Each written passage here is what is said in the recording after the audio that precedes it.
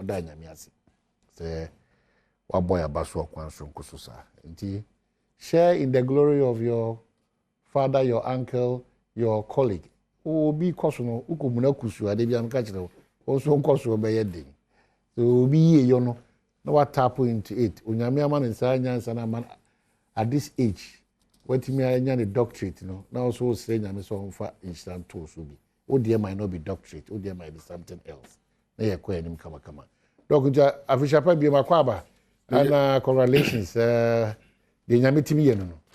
Mejesu abru Kwame. Bibia e kama. Papa. I see. And a peme who am many as Bantima boko. Yo, we dey me akwasi se me quickly be na obibi wa obeka ho a ensema akwasi be twu dwase bi dikan. Ansa na ya bia ba ye nkomo e bi di. Oh, mama ma tiefo ni ahwefo a chia no pe. Me ba fie ha che. Yes. Mo fan che me na enye bo apayo. O mampani so ebi obi a ode na bedi akire. Onyame nkoso na onomo. Ahoden ni akukotro na omutimi fani omen. Na yenso so a eti omen mu so. Du be ese de ho ase o. Yes. Ne boy ho abaso. Yes. Ise enye ba bi fu nyina. Na enya ne sei. Da bi.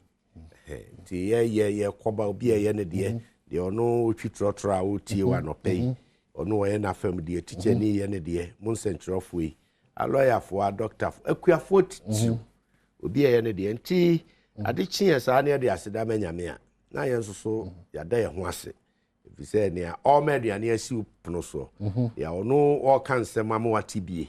De ono so so otena se anadwusum nyina onna na oye ntotoye ne ade wa akire no ni nyina ahia onyame enkoso enomie de me office kan de me kra de mo ya ha me se mo yesa na mo ase de mu tu pani ne fo no nisu ko ye ni se ya aka me pe o de no se ko ye ni se ya de bre ni du ni e bonto ano ni e kire Ghana fo a nanki ya yo se amu be yi wa anyo be fa no ho adweno be ja aka. Because the next one obeka. We need next one obeka. Kwame, we experience in politics in Ghana. It's so to be predictive, papa. It's so to be. The next one obeka is obeji this bauxite that your mind hini bauxite there your mind the assistant. The next one obeka so obeji amaninia. No back. Now nadipe wa hinto. Was it one way I did you bank? Yeah, of course. Say I don't know obeji home license ya. No, say as practical as it is. Yeah. But you see, no kura woman say Ghana for will decide. Say baby I pima ba bedroom pempenso aye wo. Yes, no kura say ahunto ni ho peace I said the pen no. Ye gitum say wiase nyinara o haw ni amane hu no ho. Ghana ye nya ye de. Ye prese ye be free o how you mu anamontuo ne ade egu akwan mu a enche pie beba ho na newspaper report eniema a ekwa animu a eye ahomkasem na ye nkuransesem o men. Now you get omampani dada nyame aye na dom na ne party for so medi on anim na ohwe se nka Ghana for beboa no betumi abedi o kan kire o send signal say o ye prepare so obetwe o manasa akonachi biem bebrebe years back. That's your understanding. Oh, nasa no okay. What's it may we the practicability of it no can was him. Why you not looking at say it's great mention was maka number of ministers 60 ministers should be 60 maybe quantity aketa share any project me yan hwehwe animu say why are you not doing that?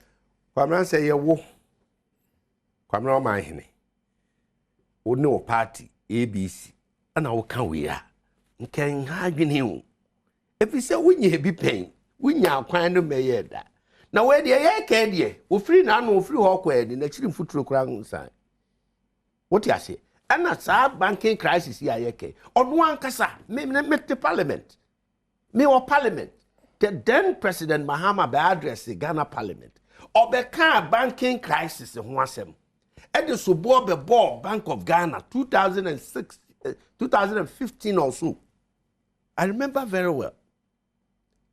Say a friend is say we State of the Nation address abra na bank nkuma ne ade financial yi egu na nkrofo ewu na nkrofo sika nom ne ade ono aba admete say financial crisis e wo ho a ti say oman no sika sem ne saa ne mani nyina e bo ape obe e hono di football to BOG for so almost. That's the point. And he was in office for more than getting to 2 years at that time. I didn't know it. I didn't know to me. Now when him I say what the tier from Fanchaman or pay. Say a monkey to a tot nkitinkiti na sabe we jana nai. Now what they pampas aboso. Now what they why you need na ball na nam. That is the solution. That was the solution. Well, I know na explode you me nyina hu yen. Because about say na more than 4 to 5 million Ghanaian depositors. Now when we sika we dey akoko the various banks now it was at risk.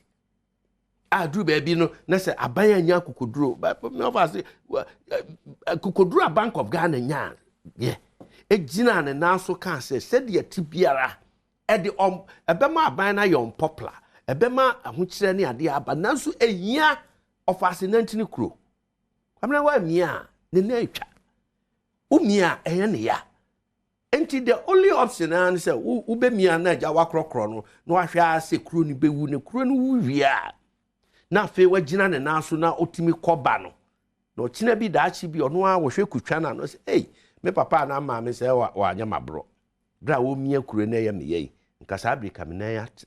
That is where we are. See, your mind will crossroad. Baby, I do no. A solution oriented. And your mayor, solution, practical solution oriented. A Kwame na abefa so abe. I feel was where practicable. Where dabe go here book be. Book be bio. Ebi one more chanchachia. Inti sam chachia no betre no. Ebi one man ni kwase ke go do sam pepe so. Njobe ye free honum. Ebi ni say o ka say dear part be ma obi afa so afo amraburu eye aduosia. It was not paying for trans. When I said you see the uncle beyond that again. My practical solution. They say as well for say 85. 85. Answer no free abem na as well for say 86. 86. Yeah. Okay. Sabre no na regional ministers. Wo man Sabre na ye 10. Under President Akufo-Addo regional regions in year 16. And SSR region be anso nya minister. Ana you bet me nya regional nya minister. Enti abra or no regions in year 10 no. Na so afo nyina akabo ma ye 86. And ne regions na ko ye 16. Aso afo nyina ye 85. Enti ono ne sabra ne no. Assuming say aso afo doso. Many problem. Binum crackers who the 12 be adwuma. Many problem. Obi say or the 10. Obi say or the 30. You can. But yemfa we nsem yenu we ntutu nsene ani. Nti na make say onye nipa hoho. Onye foforo ma Ghana fo wa mamu nhihye mu. Yenim no. And we know him by nyuma. Niema waye. Of course, we betimi akotran chemfie nan. Wo be ye nika, wo be fe. Niema nkoye nti wo be fi say. But people will put you. Ye do beto de waye dada, de waye pen. Ansana ya hwehwe ne a wo se obeye biu ana obetimi aye. Enti wo wa ban mu no. Na wasoafo ye 86. Na wo 10 regional ministers are standard. And now we yonko na wo wa ban mu a wo bo na chire na nu nti ye ma kwan wani hu fifire ni ade na tumrika na bra na bedi o man so. Ono na soafo ne ye 85. Or additional 6 regional ministers. Enti ho kakra no hwan na abomode hwan na okase so obeti asoafo no so ese Ghana fo ginidi. Hwan no say so oba ye to abama ne bio ye new patriotic party Ghana fo ani so ade hunu no omusun ni ade say ye kase ye nyame ye Adom na mo hu ye mobo na mo san de ye ba abam ni ye se ye beti asoafo no so akwamna no na gidi. But this is somebody your culture say will be a part of the executive Nibiano. You commit to forfeiting the ex gratia whilst you have a conversation with the other 71 office holders. It's not. Is it not practical? Kwame, Say. And your money be over. Yeah, Penem will be a true putting where you know you're cool. Winning Constitution, 1992 Constitution. You say the Ghana Mamragina. Ghana Mamragina and a cassie. It's now or the Constitution about China. Now you see presidential theatre now. It or my signal say or be a dictator now. Because once our banks here, I will say, obey license or the Mancroft. Just over bypass the state institutional structures. Emra, our Bank of Ghana, the Juma, and all the financial management laws. That is not the import. Now, the presidential the import is practicability. Or say, me. What it infers is that Osusu banks ibo ha ye guna. Enye ne kwaso no enye papa. Who determines the papa and no susu ye mu no? Oh, Kwame, I won't hear me. Me say, who determines say a papa and a papa? And the law court. You go and cobia. So would the oman to me, SCC oman emunipa. Ni go and cobia any the judiciary. And unti ana ban ya can't ban sisan. Parliament, one arm of the government. SSA. Se see our core primaries in army. MPCB or more sittings is here. Omu maybe o. Enti we are then in such beba. Sana executive arm. Ya to abama kotena abankesiem edi president, eshishe minister. And also timisa. The ensesa da. Any the judiciary. Obuten team any the judiciary. If you say ono na mamranshi shemu ene amamuo hu kutahudie wo wiase afana nyinara aga na ewumu bie ene se won ne di ntagiramu sasem ha me na watime wakame mentiase a kwamna du kugina mra anim na mra asusu enti se eye no kre se wodi bone ne ya je license se nye no kre eno ya another matter altogether eye court eno nti ana me offer ase kire se nipa ni bia tu anamo mo court omu wogidie se court betimi aka wanse mama na onim sansem we enum emfa ho ni mre dodo a ebedie yet your mem ha under the pretext of revolution ya ji nkrofo ajapade ji won sika e de bital dan ho bo won tuokum won ne nyina in the name say ye kon kata asese ne proye amfamra kwanso enem emra nhihye Ghana yaba ya nimpa o bia meni abinum ya adwen bebre se bia nka ye niema yie atutu ye niema yie bia ka yakoye nim chense which I agree ba no so nkire se ye ma ya nim yentu anamo bia na ne momrante ne maba wo ya manya akukuduru a mo ye adwuma na mo koba ne ade Mopa ya mumusa mo wofa no ne papa no se mre bi kakra bi atwam wo akukuduro be na wa wo dwetire kura so de koye adwuma fi se bebu kromfo ye beba be bo ne ma don komi achi ye beba be gi ni nyina akọ ye be gi bank accounts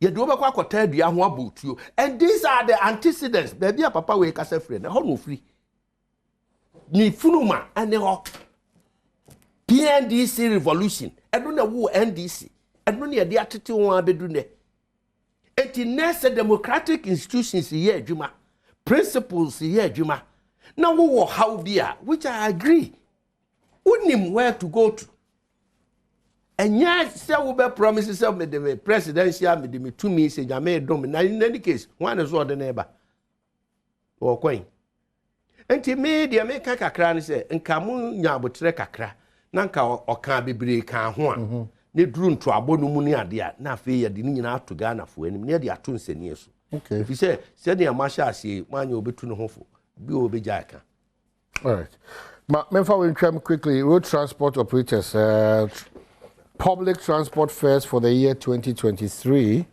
and in line with the administrative arrangement on public transport fares the road transport operators have reduced public transport fares by 10% to accommodate for the reductions in the price of petroleum products observed over the period. The new fares take effect from Wednesday, 17th May 2023. The fares cover the following types of road transport operations: shared taxis, intra-city, trotro, intercity, long distance, and haulage. We kindly request all commercial transport owners or operators to comply with the new fares and post same at their loading terminals. We further request all operators, commuters, and the general public to kindly cooperate for the successful implementation of the new fares. We take this opportunity to assure all transport operators and the general public that we will continue to work in their interest, and is signed Godfred Abulbre, General Secretary, Ghana Private Road Transport Union, GPRT of TUC Ghana, and Mr. Emmanuel Ohene Yaboa, General Secretary, Ghana Road Transport Coordinating Council, for and on behalf of road transport operators, and is copied the Transport Ministry, the Information Ministry, Energy Ministry, Petroleum Authority, National Petroleum Authority, and Multimedia Ghana, BGM to be precise. Chairman, Oliver Kevo Atenase. Ocean and Ra, or a Tiffy Mantema, Cameron and Tono should be an hour, no born in Semsa. Is in summer, the flag bearer did to 2 jars at time, a coy madipa. Yakwaba, Yaba, or no sooner be dinkomo, Yakwaba. I must remember saying you may be a so conscious because you said my deal with bro. Your Franco Trading Enterprise for Safari Tissue, reach your code as Zest Consult for us as a conscious because you emphasize come Franco for Brivia Domokaya say their fast smart TVs, Nokia, Samsung, iPhone, Kopebi, Eto, a free one who and have a phone who are be na sound system. Mr. Franco for 0246 422-338 and 055-593-9311. Zest Consult for also say Opa Quanche, if you are person who see that an episode to die, was a simple sort an episode to. And which is to say a car na say rent homes and Sembiano, what they could die on Monafi, addition so a boa multimaterial she we pano, Zest Consult for Webwall. Oh, a year Kumasia, the so cultural center, the champions so. One be Kumasi Airport runabout. Afi free one war 035563163 and 050-9092-330. No tibini one edinkita. One other Monday to Friday. Yeah, Badwam on Adom TV. Edinburgh. It's a happy birthday. Koma Nazrat Boabin or Etruba Fashion Kaswa Winnie Bakwano so. Erwaden kan hona de wakoma so ade bia no entimi embrem wo bronga afo so dia onyame Adoma, one of our heroes radiator safre no almighty ABTS wo bronga afo nko ade Ernest Kwame Apreku chief executive ABTS onyame Adoma fiada we obrekum ana ye ba observe ne 1 week me chene na wotweda nti mesre let's go and support and join the family of the late Mr. Ernest Kwame Apreku. Don't know friend ABTS na yenhwe na yetotwenyo makama. Ebusuan na yako and Ernest Apreku for papa din. Ti also Tony. Tony is but any Rapti any Alex Badwam Omina Emma Oyako Kwanshrunko Sokra. Yaba back to studio, doctors too next year. I say Cape Coast constituency back where see you have to be a doctor or whatever before. A lot of constituencies in Ghana is a doctor as well. Kwame, introduce me office. Yes. When him say you graduate same day. Oh, doctors. Yes. El Legon. Now it was so he said le na meti so na me na mani me hwe se offers what no put in the room. That's right. Oh wow, doc. Yes, but that is the BHL program I say. Yes. TV, radio, yeah. But it was so refreshing that you could share Adishwasi. It's Miami University, right? Yeah. Vice Chancellor, that on the Chancellor. Now, Omu, a boy ambassador, be a certificate, man. Now, another counterpart, so come. Okay. Dr. A Greek minister, Brian. Brian. And for me, he was the star of the day. Okay. With my girl. Time now, you tell why, boy, about so, we. Sabre now, so near to the suburb of Parliament. Wow. Say George doctorate, you know. Say imagine atum say obey minister. And I say we Tiwada ya said it. Say no dey want me can Papa University there. I'm calling you minister. Oh wow. Eti sort ho. Ana ni bia no so e wo parliament da. Ye pray ho ni ade. So ni nyina ko wie yie ma. Good. Bra oje na basobo de wie no. Sa bre ni mu na parliament so pass it. Doctor Moachi minister. Dr. Brian Champo. Yes, it is the three of us that just say who say now when him say Oliver Kevo. He had done adia nke betimi amabunu bebre asese omusia. Nye bibia na ho brase ne nidia o de ma nipa. Nye pani nko. Sometimes ya na bi nu adwen say ese pani nko na ama nidia. Yes, we ma pani nidia but what contemporaries no. Ani mpo me wo fom. Uma won nidie na won so de mawa na che se wo kopani nanimu a nanim se pani die we de pani nyasa echi congratulations. Okay, Eastern region pictures no me ho Send mama. Eastern region Dr. Mark Oliver Kevo. I don't know about that doc the na yeah just that doc the uncle a Electoral Commission for rep or highly exposed. Chairman Kukubuti, Masha Manedas, Papaidas, Dr. Apia, Masha Manedas. Oh, hey, Electoral Commission. Very bad. It's a bad president. I don't know. Look, those are the Mrakras account. What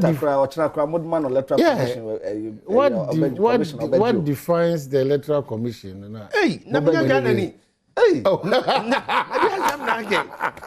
anything goes. Yes, just say nothing goes. Who grab it? Me da bakasa menje.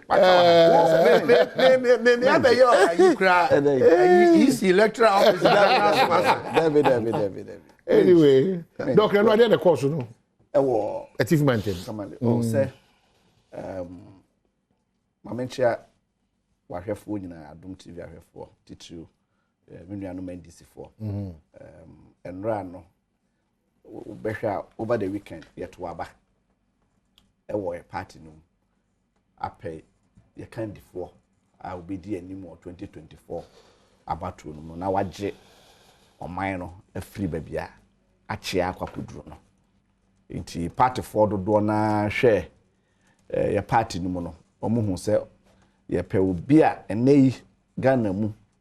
Your experience onim ne ye ye betimi aye adwuma ne ye ntimi nya adwuma na enya fi na oba ba besua na oba be yes monso menhwe ne ensan fayen enkonkodu o hawa ye woyi mu ya Ghana for do no gitum say His Excellency John Dramani Mahama and party for no so ekre yampa because say to get 98.9 almost 99% of the valid votes cast ewo party no nyini say flag bearer bi ewo omamu hasia wanya bisa just say am to so aba. The presidential was there an election?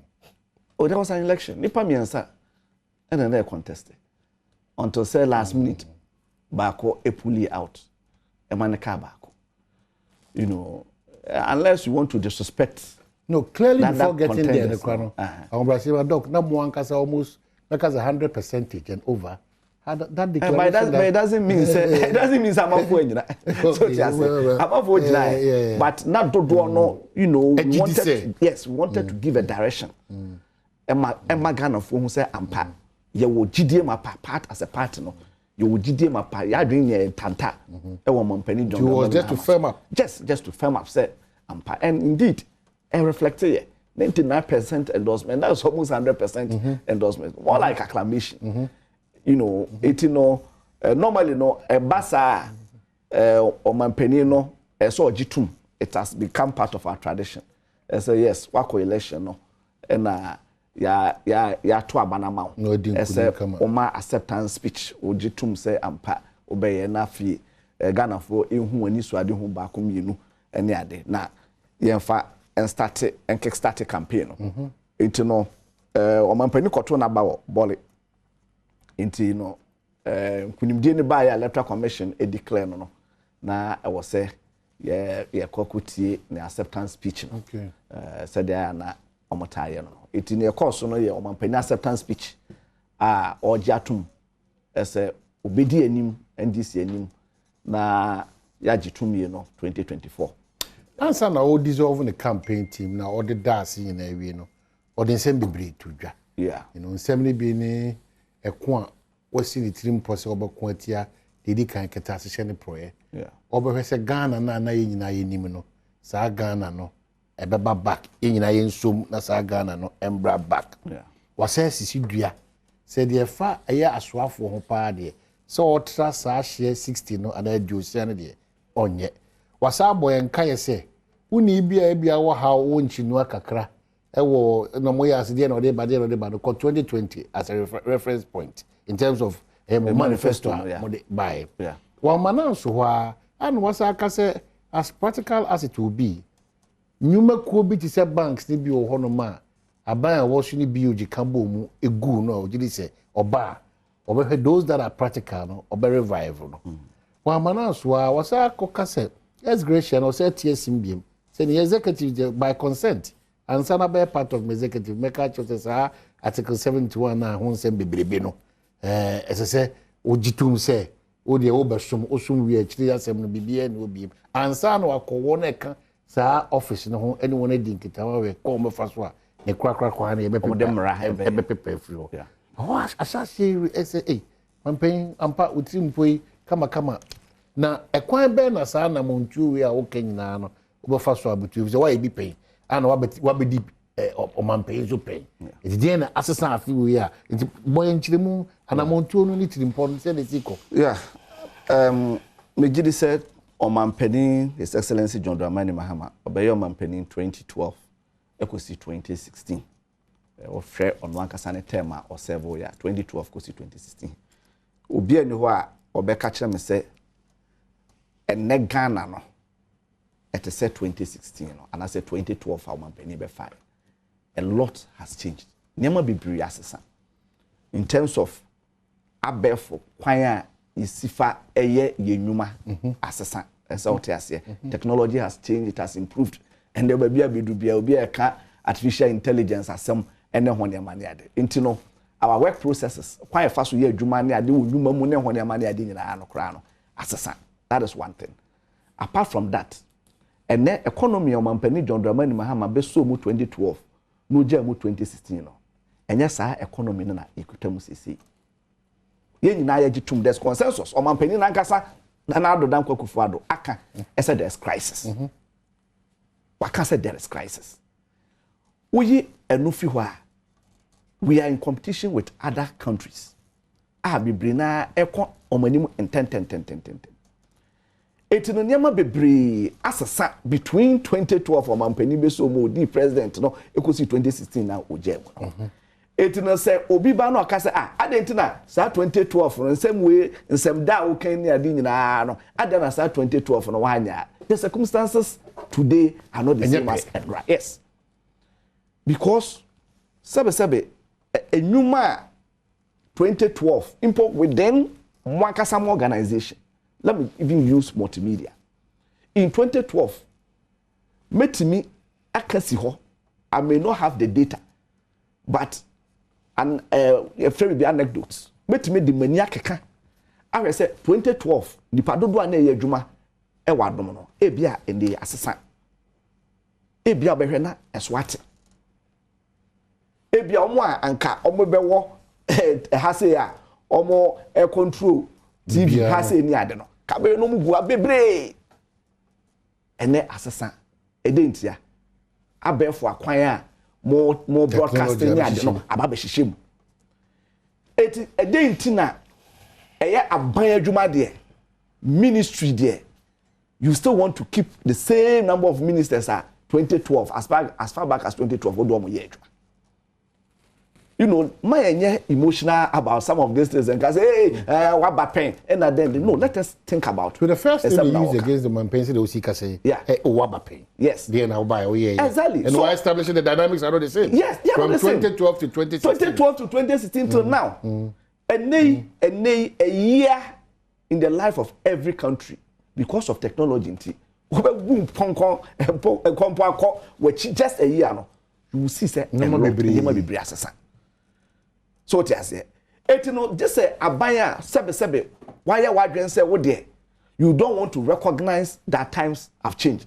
Now person wo there wo satisfy our party for and now be insist say despite the fact say enema asesa wo there tension na person wo ye nesa anya sa dentina even in 2016 yashase mampedi John Dramani Mahama because your friend BB for example technology convergence it is information communication and a technology across the globe there's a convergence it didn't say what minister or information so minister or communication so minister or technology ni na so ewusu baako ni na yesu baako frafra ebom it no call Singapore there's a minister for ICT on one area information so on one area communication so on one area technology so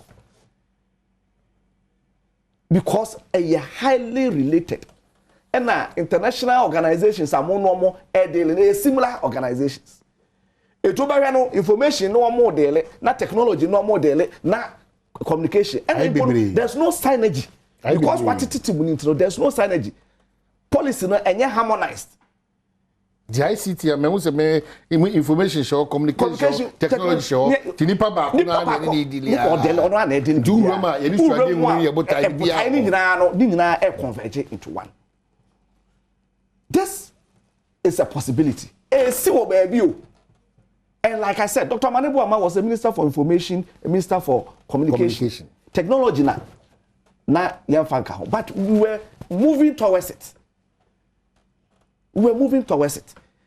It's in the case a doable. So you can merge some of the ministries together, just like I have demonstrated with information and communication and technology. You can merge them together. So what I say, I agree omo fisheries, no fisheries so.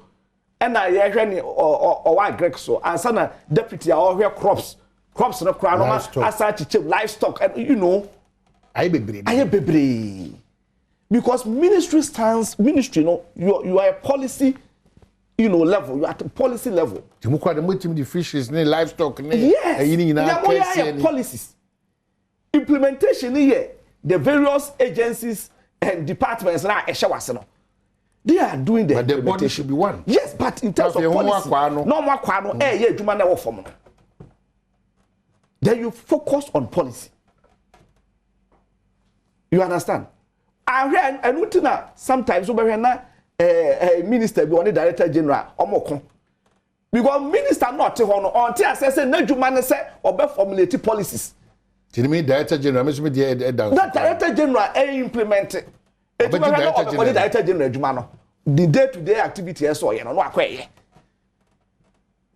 Etuba na minister for environment and science and no my friend say doctor conflict babuba. You focus on policy. Once it goes through cabinet, moje policy di tumuna bring it implement it.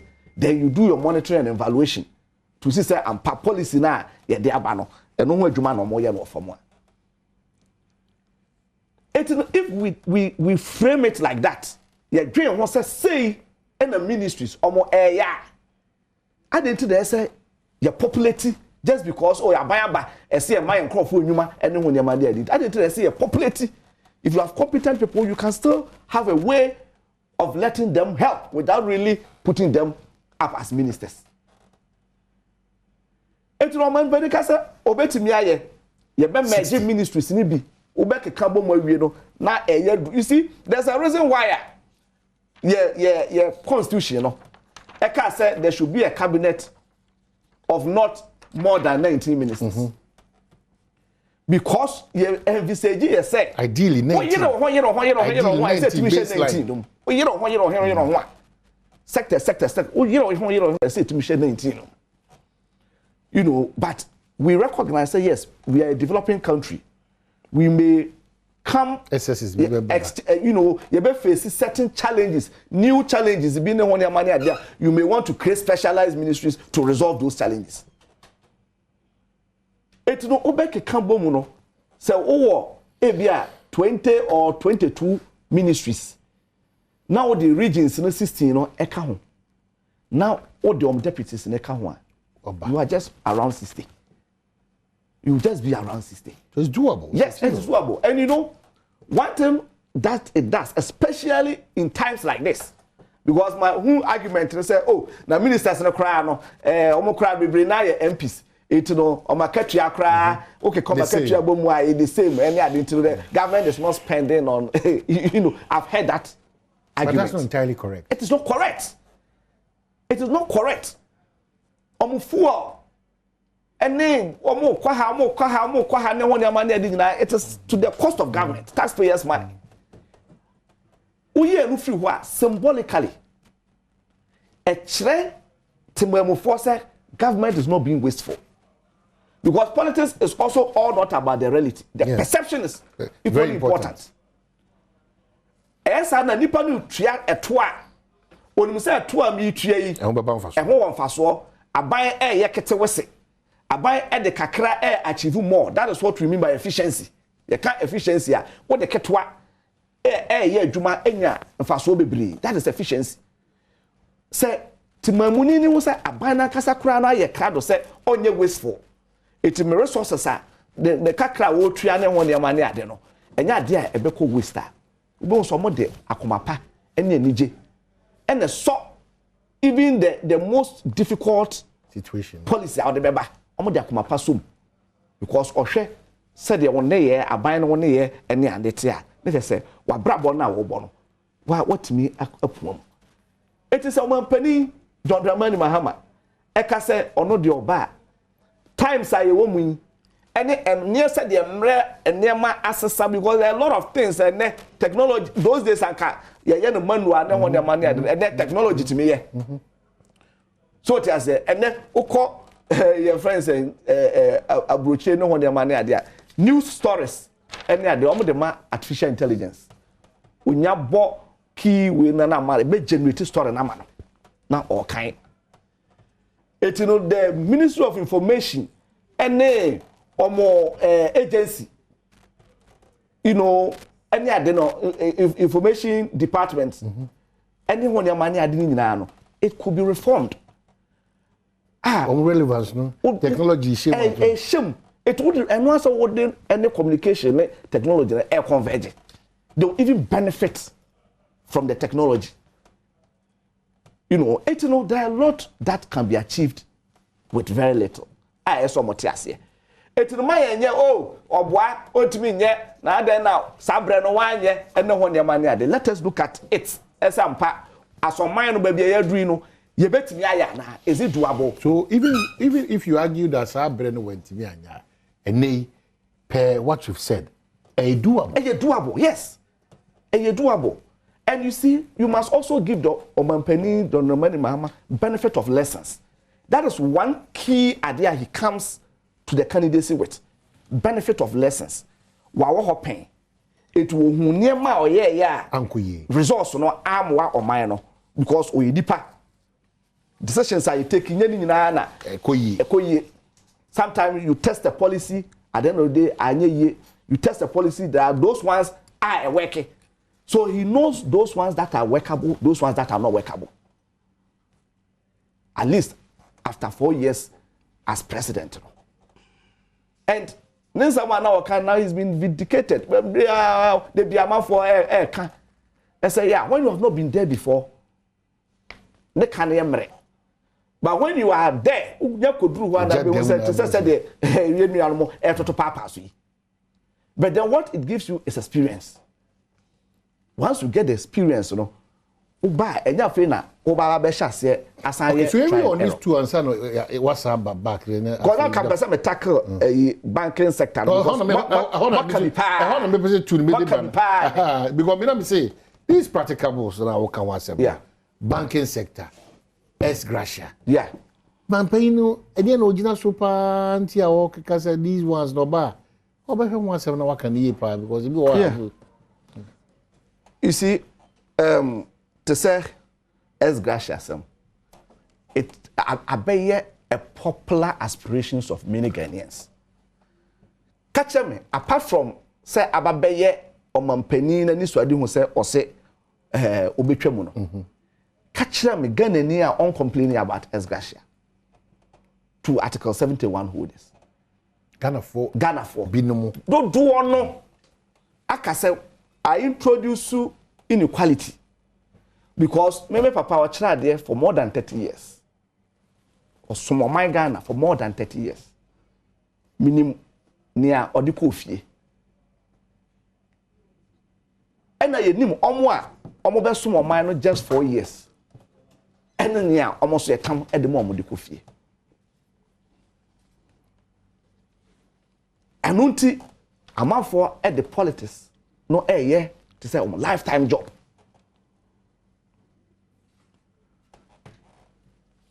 on my no a friend saying constitutional review na committee no enam omanum ebise bisa Ghana for e de na mo susu say koso omanum a mo susu say yensa no na esgracia sam ehim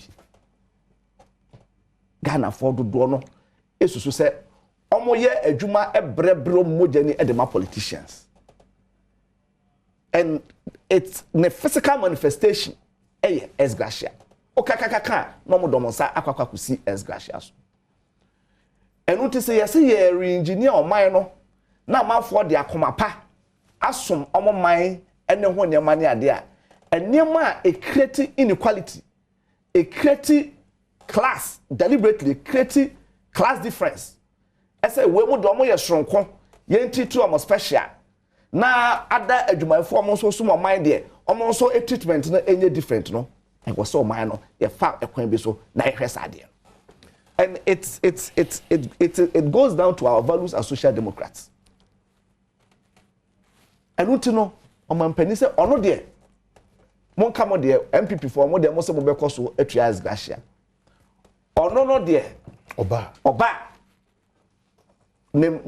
because of control executive so because article 71 holders no say different categories there were more adjudge for if you want to be part of my parliamentary yeah. but executive no there I no control no so there onye esgracia na say obasa doc no one paying to me and our presidential fear no there sir oh that be say people can voluntarily give up yama if a friend say to gba fede esgracia maranka say onje obi achi na tum okay so anse never system mara no before one exactly voluntarily no ansana say obaba be so manage the adwuma no obeka say esgracia there onye nhyeso me de je ubaji a me ka me we ho me ministers ansana ya discussing the ansana we discuss ansana watonsa ene ada a friend saying categories no edi ho komo about how to go about it.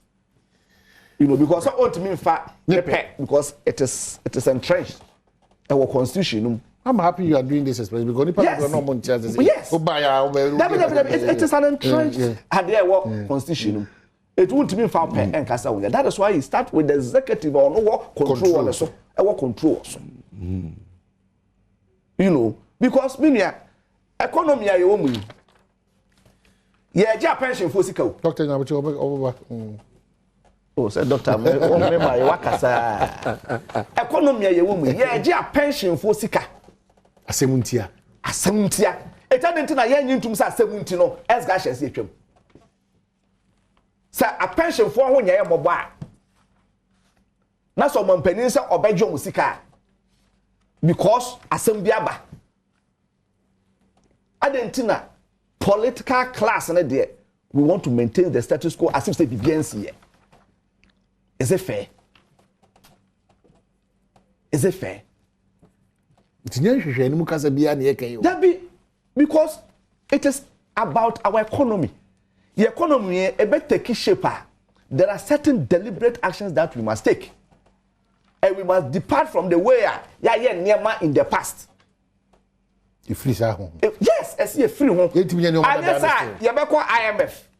So omampani bosi as a first tranche eba neniaje as a Paris club oma agiatum it in the first tranche of IMF oba ye be bosi IMF beba IMF be come back we'll come back to this so we need to re-engineer certain aspects of your political system no timuko tena chirimo huni o mapa o omampedi dodoma mama experience ni bi no that's why we are talking about experience and these are all enema and waka ese over time no okay beti bebre na miniam banking sector Manufa bank we Manufa bank okay Manufa bank hey doctor say you area say Manufa bank we doctor what fast banking sector miniam uti o mampania or say omo unjustifiably he used the word unjustifiably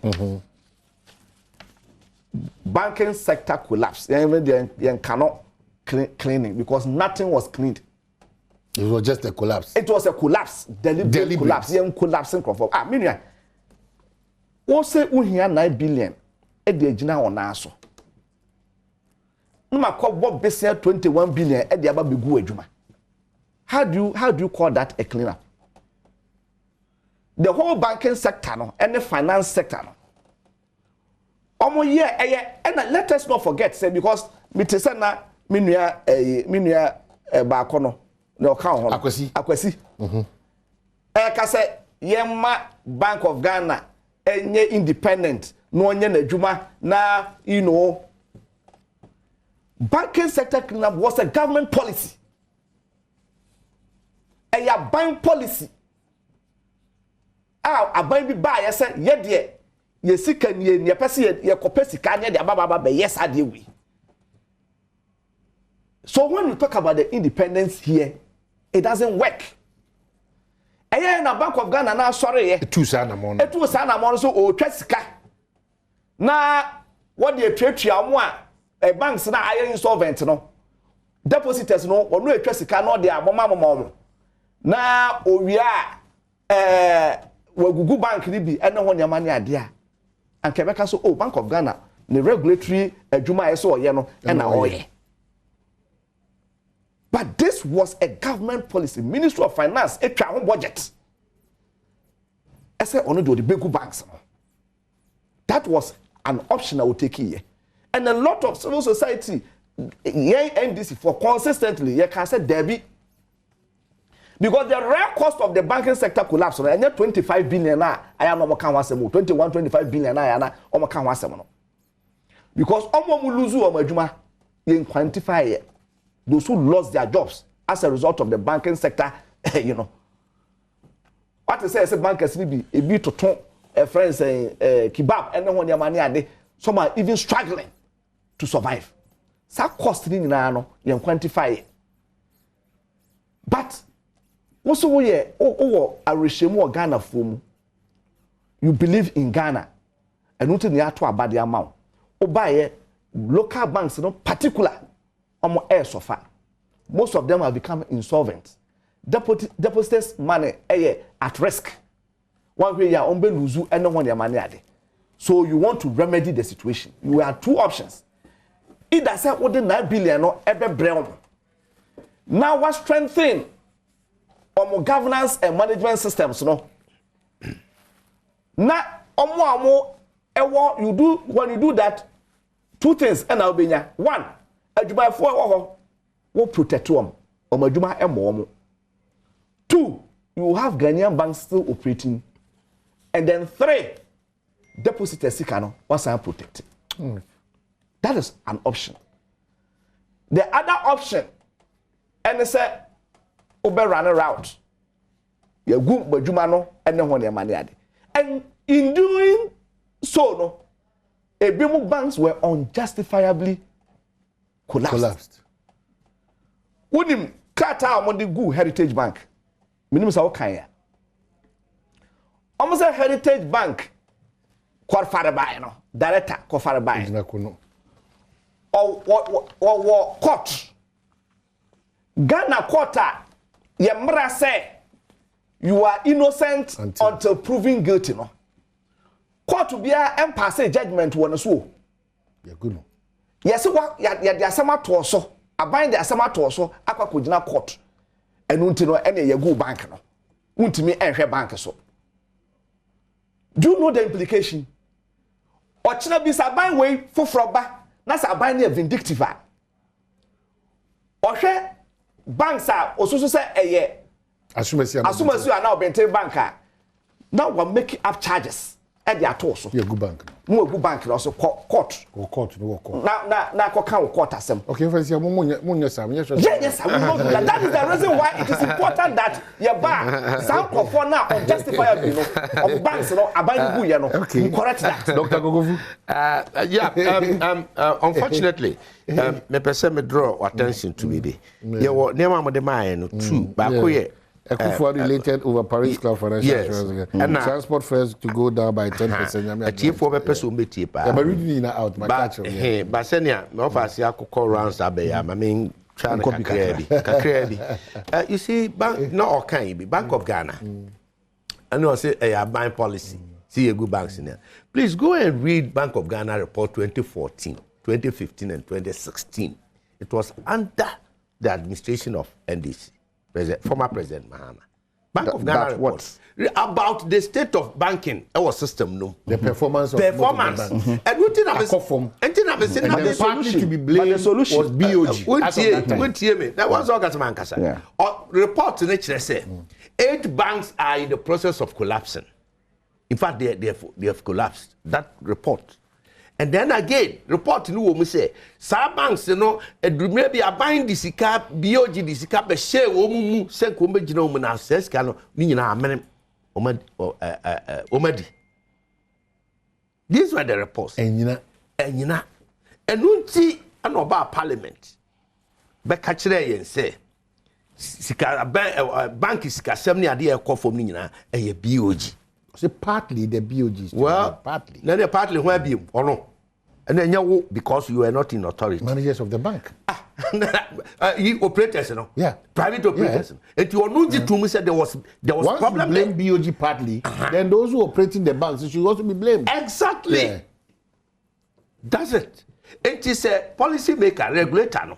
If I find fault with you, say wo near say one year. Now Ojinam Raso, now Ogu Bank na. The Akawani said, Obe Fam Raquano, so now a better version now between. There are schools of thought, obviously, no more options. Well, this option was so weird. Well, more option back home, you see, problem now, and the MPP. Me say Bank of Ghana report 2014, 2015, 20. It was consistent and persistent. Say banks you go, banking was Dr. Gogovu, whether the problem was with apart from say Yama won Sikano, Kwame, Yama won Sikano, assassin nyina. Into the option, and he said these banks must go. It was in the report. Now, I could draw on the pay na no money because now almost throw the repercussions, no. Almost throw say at the hardships beba. Almost throw say omu and World Bank was on their head to do this cleanup our banking sector. But I don't know, man, fan to say. Now, can they or can say ex gratia, blah blah blah. Come on, your constitutional review. The report is there, 2011. White paper signed by the late President Professor Mills. And actually the man, Vice President then, Raman Mahama, say you implement in the white paper. No, one aspect the womb. And he said, ex gratia, yenchem. 2011, 2012, we be the president now. White paper nedaho. As we speak today, ofra be nedaho. Well, lessons well learned. Meba. Lessons well learned. Yeah. Good. So then, dear Kwame necessary faso. Kwame be na as I say, ye public engagement. Ebu. Meba tobo dabiti. Other ye pese constitution entrenched. Una can say entrenched. What be a dictator in this aspect? And he said, as I see as sana, we go ahead and near Kosesano. But we know one thing. Near once in our befiano. I read the end of the once in our befiano. Sometimes one when you are because I read the end of the one or the once in a once in a dear tree. The Okofa read the end. A free baby and what the befiano. Into Kwame so the blame Abobi. You were the very people who put all these things in the constitution. Because nobody himself will bet now forever. Because near Mamoshi share from 1992. You knew say election be a Ghana election be a number one. Until you had a one-party state in mind. NDC. And the father by Yinani. Mona mo de sa nneɛma wo nyina hye tumi a yɛde ama president bebrebe a yɛn nyinaa yɛ ka sɛ president bi obedi ade no tumi a constitution no dɔso doc that say constitution correct so say constitutional NDC doc there was no NDC doc there was no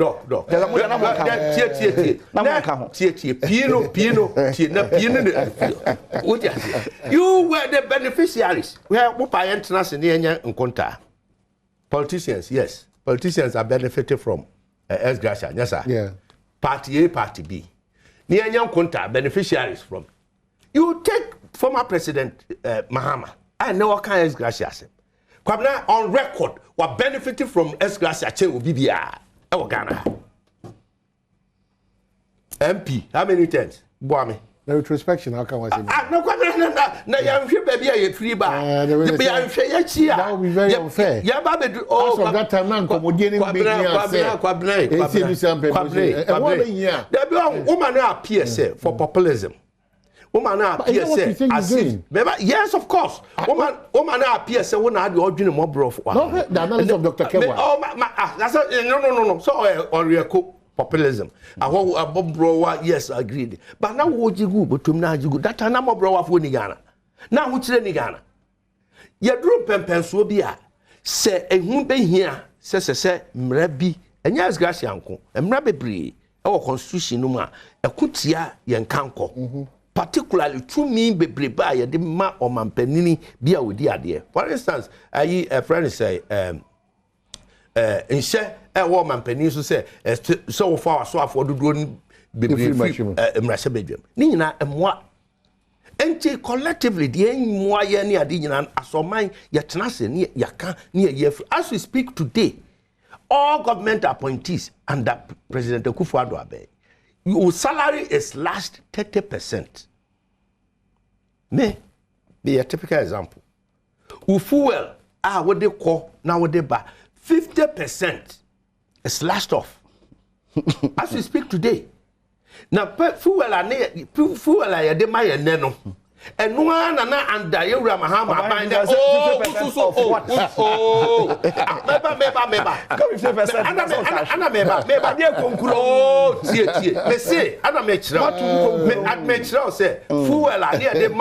government appointees today.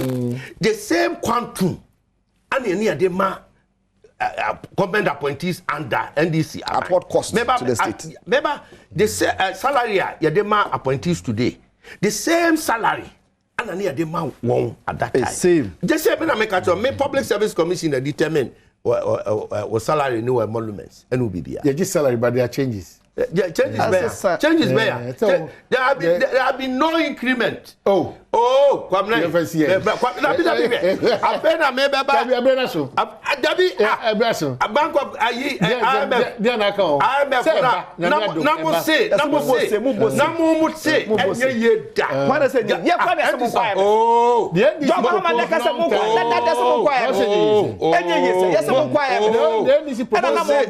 Finance minister. The lead negotiator more issues about I was there. They say I was there 3 weeks ago.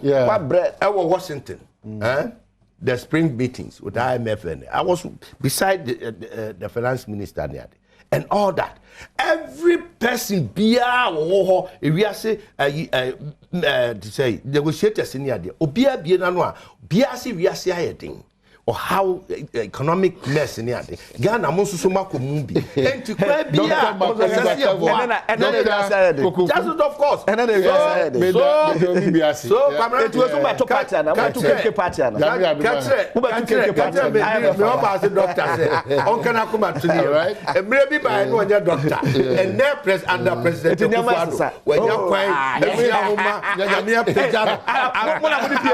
don't think about you